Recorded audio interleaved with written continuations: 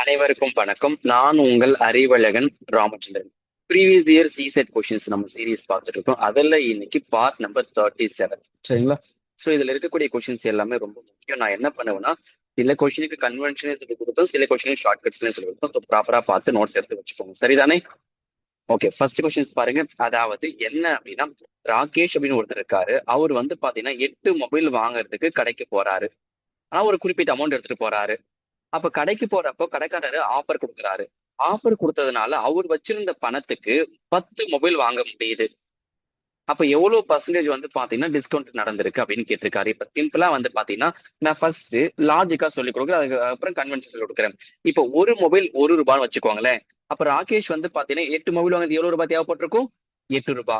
அப்புறம் 10 மொபைல் வாங்க எவ்வளவு தேவைப்பட்டிருக்கும்? அவர் கணக்குப்படி ₹10 தேவைப்பட்டிருக்கும். ஆனால் கடைக்காரர் டிஸ்கவுண்ட் கொடுத்ததுனால அவர் வச்சிருந்த ₹8 விச் மீன்ஸ் ₹8க்கு 10 மொபைல் வாங்க முடியுது. இப்ப 10 மொபைலோட ஒர்த் எவ்வளவு? ₹10. அப்போ ஒரிஜினலா வந்து பாத்தீங்கன்னா ஒரு மொபைல் ₹1, 10 மொபைல் எவ்வளவு இருந்திருக்கும் ஃப்ரம் வேல்யூ? ₹10. இப்ப கடைக்காரர் வந்து பாத்தீங்கன்னா, இப்ப அவர் டிஸ்கவுண்ட் கொடுக்குறாரு. என்னது ₹2 டிஸ்கவுண்ட் கொடுத்திருக்காரு. அதனாலதான் வந்து பாத்தீங்கன்னா அவரால் என்ன நடந்திருக்கு? அவர் வச்சிருந்த ₹8க்கு 10 மொபைல் வாங்க முடியுது. அப்ப ₹2 டிஸ்கவுண்ட்.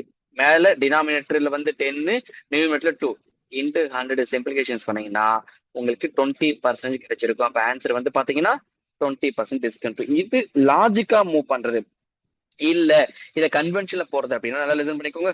ராகேஷ் வந்து பாத்தீங்க அப்படின்னா ராகேஷ் ₹X வச்சிருக்காரு. அதன் பிறகு வந்து பாத்தீங்கன்னா அந்த டிஸ்கவுண்ட் பண்றதுக்கு முன்னாடி பிஃபோர் தி டிஸ்கவுண்ட் எழுதிக்கோங்க. டிஸ்கவுண்ட் பிஃபோர் தி டிஸ்கவுண்ட் பண்றதுக்கு முன்னாடி price of each mobile handset each mobile, அதாவது விலை குறைக்கிறதுக்கு முன்னாடி ஒவ்வொரு மொபைலோட பிரைஸ் வந்து X/8. அதன் பிறகு after the discount after the discount price of each mobile each mobile அது வந்து பாத்தீங்கன்னா X/10 இவ்வளவுதாங்க. இப்ப இதை வந்து நீங்க பர்சன்டேஜ்ல ஒரு ஃபார்முலா படிச்சிருப்பீங்க. ஃப்ரம் வேல்யூ டினாமினேட்டர் ஹவு மச்ன்றது நியூமரேட்டர், அதே தான். அப்ப ஃப்ரம் வேல்யூ டினாமினேட்டர்னா X/8. ரெண்டுத்துக்கு டிஃபரன்ஸ் மேல X/8 minus X/10 into 100 because percentage கண்டுபிடிங்க. அப்ப இதை சிம்பிளிஃபிகேஷன் பண்ணீங்கன்னா நமக்கு 20% அப்படின்னு கிடைச்சிருக்கும். ஸோ இதுதான் ஆன்சர். ஸோ நோட் பண்ணி வச்சுக்கோங்க. அப்ப சில நேரத்துல கன்வென்ஷனோட ஷார்ட்கட்ஸ் ஈஸி, லாஜிக்கா கொண்டு போனா சம் ஈஸியா கிடைச்சிடும். ஸோ ஒழுங்கா மூவ் ஆன் பண்ணுங்க. செகண்ட் கொஸ்டின் ஆவரேஜ்ல இருந்து கேட்டிருக்காங்க. என்ன அப்படின்னா, ஆவரேஜ் மார்க் ஆஃப் 100 ஸ்டூடெண்ட்ஸ் வந்து பாத்தீங்கன்னா 14 கொடுத்திருக்காங்க. ஒரு கிளாஸ்ல 100 ஸ்டூடெண்ட்ஸ் இருக்காங்க. அந்த 100 ஸ்டூடெண்ட்ஸோட ஆவரேஜ் 40 சொல்லியிருக்காங்க. ஆனா அதன் பிறகுதான் தெரிஞ்சிருக்குது, ஒரு ஸ்டூடெண்டோட ஒரிஜினல் மார்க் 53. ஆனா என்ட்ரி பண்றப்போ அவங்க 83 போட்டுட்டாங்க. அப்ப எவ்வளவு மார்க் இப்ப அதிகமா போட்டிருக்காங்க? 30 மார்க். இதனால இப்ப கிளாஸ்ல வந்து பாத்தீங்க அப்படின்னா ஆவரேஜ் சேஞ்ச் ஆயிருக்கு. அதனாலதான் 40 வந்திருக்கு. இப்போ கேள்வி என்ன கேட்கிறாங்கன்னா, அந்த கரெக்டடா மார்க் என்ன அப்படின்னு கேட்கிறாங்க. அப்ப என்ன கிளாஸ் எவ்வளவு ஸ்ட்ரென்த் இருக்காங்க? 100 பேரு. எவ்வளவு மார்க் அதிகமா சொல்லியிருக்காங்க? அந்த 30 எங்க இருந்து வந்துச்சு? அந்த 83 இருந்து 53 சப்ராக்ட் பண்ணா 30. கிளாஸ் எவ்வளவு ஸ்ட்ரென்த்? 100. அப்ப 30/100னா 0.3.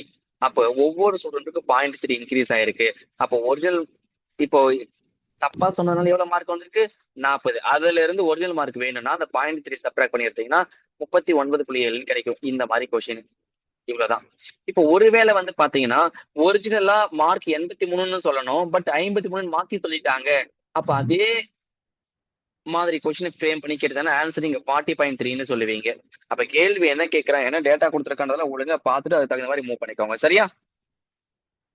ஓகே, இது ஒரு ஸ்டோரி கொஸ்டின்ஸ் இருக்கும், ஒண்ணுமே கிடையாது. ஈக்குவேஷன் ஃபார்ம் பண்ணா போதும். அதனால என்ன பண்ணீங்கன்னா கொஸ்டினை ஒரு 2 minute தெளிவா படிச்சுக்கோங்க. சுனிதான்னு ஒரு பொண்ணு இருக்கு. அந்த பொண்ணு வந்து பாத்தீங்கன்னா ஒரு ஷீட் ஆஃப் பேப்பர் வந்து ஒரு 3 பீஸ் தான் கட் பண்ணுது. அந்த 3 பீசஸ் வந்து பாத்தீங்கன்னா 3 பீசஸ் நான் என்னன்னு வச்சுக்கிறேன்னா 3 பீசஸ் XYZ வச்சுக்கிறேன். 3 பீசஸ் வந்து பாத்தீங்கன்னா X, Y, Z வச்சுக்கிறேன். அக்கார்டிங் டு தி கொஸ்டின் திரும்ப திரும்ப நல்லா படிச்சு பாருங்க. அப்ப X ஈக்குவல் டு அது எல்லாமே என்ன சொல்லியிருக்காங்க, length of the first piece is equal to the average of 3 single digit odd prime number. அப்ப சிங்கிள் டிஜிட் வரக்கூடிய ஆட் பிரைம் நம்பர் யாருன்னா 357. அப்ப X ஈக்குவல் டு 357. இதோட ஆவரேஜ் டிவைட் பை 3. அப்ப எக்ஸோட வேல்யூ வந்து 5ன்னு கிடைச்சிருக்கு. மறுபடியும் இப்ப நான் கொஸ்டின் மூவ் பண்றேன், Y ஃப்ரேம் பண்ண போறேன். Y equal to X plus Z/3ன்னு கிடைச்சிருக்குது. ஃபர்தரா மூவ் ஆன் பண்ணீங்கன்னா y equal to 3x plus z by 3 கிடைக்குது. எனக்கு எக்ஸோட வேல்யூ 5ன்னு தெரியும். அதை கொண்டு வந்து சப்ஸ்டிட் பண்றேன்னா அப்போ y ஈக்குவல் டு என்னவா மாறுதுன்னா எனக்கு 15 பிளஸ் z பை 3 அப்படின்னு கிடைச்சிருக்குது. ஓகே தானே? இது வந்து பாத்தீங்கன்னா y. அடுத்தது வந்து z கண்டுபிடிக்கணும். z கூட என்ன கொடுத்துருக்காங்கன்னா z equal to x plus ஒய்னு கொடுத்துருக்காங்க. அப்போ z ஈக்குவல் டு எக்ஸோட வேல்யூ 5, ஒய்யோட value 15 plus z plus z by 3. இதை சிம்பிளிகேஷன்ஸ் பண்ணியிருந்தீங்க அப்படின்னா நமக்கு z ஈக்குவல் டு 15ன்னு கிடைச்சிருக்கும். இப்போ இந்த z கொண்டு வந்து y ல சப்ஸ்டிட் பண்ணா ஒய்யோட வேல்யூ 10ன்னு கிடைச்சிருக்கும். அப்போ y தெரியும், z தெரியும், x தெரியும், மூணு அடிஷன் பண்ணா 30. அப்ப ஆன்சர் ஆப்ஷன் டி. நோட் பண்ணிக்கோங்க.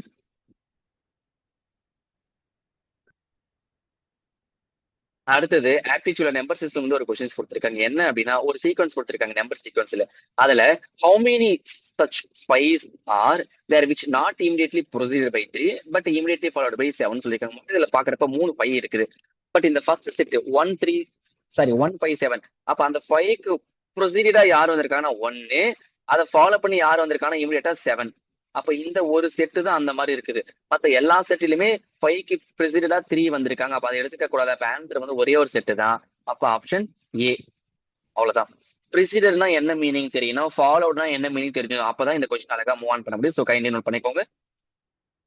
அடுத்தது பெர்மிடேஷன் காம்பினேஷன்ஸ்ல இருந்து பேஸ் பண்ணி நம்பர் சிஸ்டம் ஒரு கொஸ்டின்ஸ் கேட்டிருக்காங்க. அதாவது இது பார்க்க நம்பர் சிஸ்டம் மாதிரி தான் இருக்கும். பட் என்ன பொறுத்த வரைக்கும் நான் இந்த கொஸ்டின் அப்ரோச் பண்ணேன்னா இது ஒரு பெர்மிடேஷன் காம்பினேஷன் கொஸ்டின் அப்படின்னு நான் சொல்லுவேன். சரியா? ஓகேங்க. இப்போ இது வந்து பாத்தீங்கன்னா ஒரு அதாவது how many triples x y z வந்து பாத்தீங்கன்னா satisfy equation x plus y plus z equal to 6ன்னு சொல்லியிருக்காங்க. அப்ப எக்ஸ் ஒய் இசட் வந்து பாத்தீங்கன்னா 6. இப்போ எக்ஸ் ஒய் இசட் வந்து பாத்தீங்கன்னா ஒரு நேச்சுரல் நம்பர்னு சொல்லியிருக்காங்க. இப்போ நான் வந்து இந்த கொஸ்டின் ஒரு நம்பர் சிஸ்டம் அப்படின்னு அசியூம் பண்ணி போறேன்னா இந்த மாதிரி போட்டிருப்பேன். எந்த 3 நம்பர் கூட்டினா 6 வந்திருக்கும்? 123. அதாவது அதுல இருக்க எல்லா டிஜிட்டையும். அடுத்தது 132. அடுத்தது 231. அடுத்தது 213. அடுத்தது 312. அடுத்தது 321. இது ஒரு செட்டு. அடுத்து ஃபர்தரா இப்போ எக்ஸ் ஒய் இசட் வந்து பாத்தீங்கன்னா நேச்சுரல் நம்பர் சொல்லியிருக்கான். அவன் வந்து ரிப்பீட் ஆகுமா ஆகாதெல்லாம் சொல்லவே இல்லை. அப்ப நம்ம எடுத்துக்கணும். அப்ப அடுத்தது 411. அடுத்தது 141. அடுத்தது 4 அதாவது 144. அதுக்கப்புறம் வந்து 222. அப்போ ஓவரா எவ்வளவு இருக்கு? 2 4 6 10 ஆப்ஷன் இருக்கா? அவ்வளவுதான். அப்ப இதுதான் வந்து பாத்தீங்கன்னா இந்த கொஸ்டின் வந்து ஒரு நம்பர் சிஸ்டம் கொஸ்டின். ஓகேவா?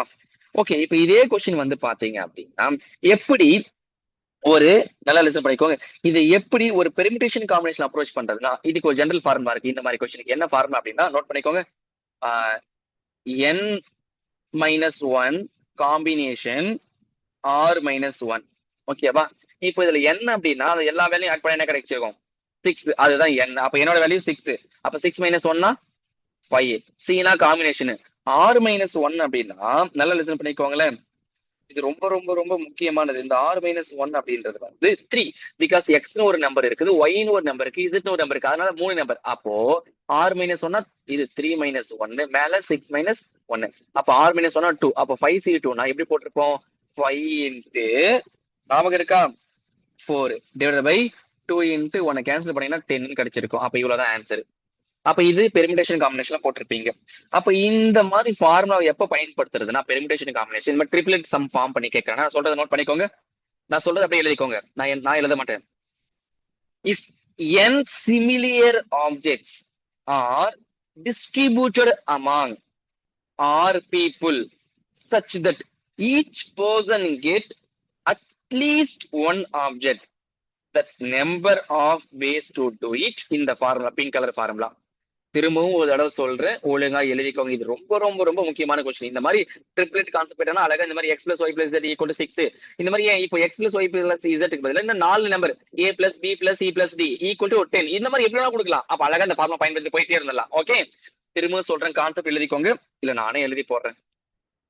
இஃப் இஃப் n சிமிலியர், எனக்கு கொட்டேஷன் போட்டுக்கணும். n similar objects are distributed among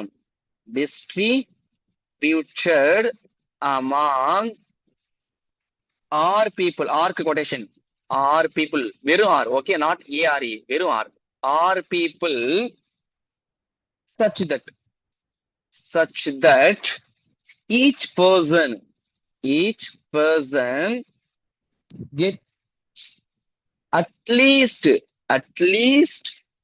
one object, comma, one object, comma, the number of ways, the number of the number of ways to do each. இந்த process செய்யறதுக்கு formula n minus one combination r minus one. Note பண்ணிக்கோங்க, இவ்வளவுதான்.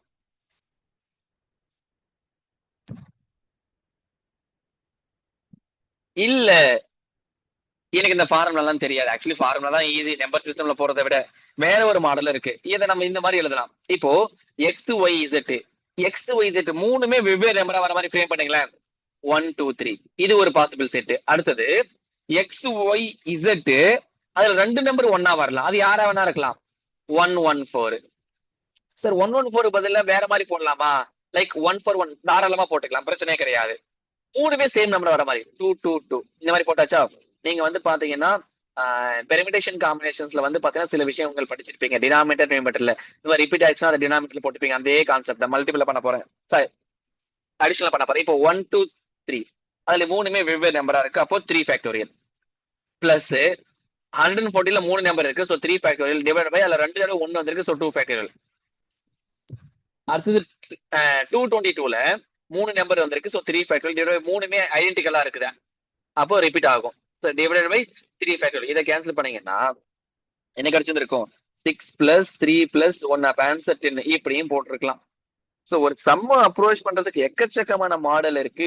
நீங்க தான் உங்களுக்கு எது கம்ஃபர்டபுளா இருக்குன்றது தெரிஞ்சுக்கிட்டு மூவ் ஆன் பண்ணணுங்க. சரிதானே? ஸோ ஒழுங்கா ப்ராப்பரா நோட் பண்ணி வச்சுக்கோங்க. நம்ம அடுத்த செஷன்ஸ்ல பார்க்கலாம். டேக் கேருங்க.